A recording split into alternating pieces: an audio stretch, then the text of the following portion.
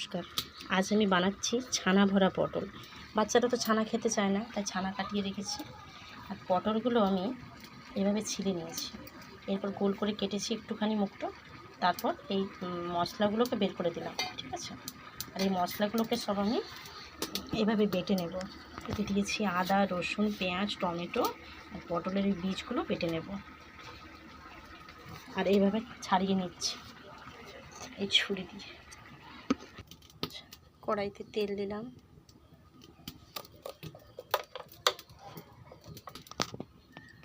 তেলটা গরম হয়ে গেছে। স্বাদ মতো নুন দেবো, চিনি দেবো, লঙ্কা, হলুদ সব দিলাম।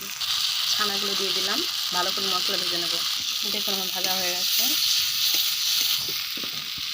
এই মশলাটা নামিয়ে নিলাম। মশলাটা আমি এইভাবে ভরে নেব। দেখুন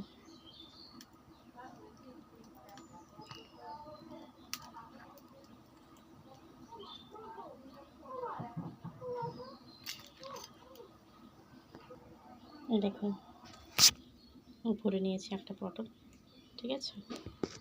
এরকম বাকি পটলগুলো ভরে নেব।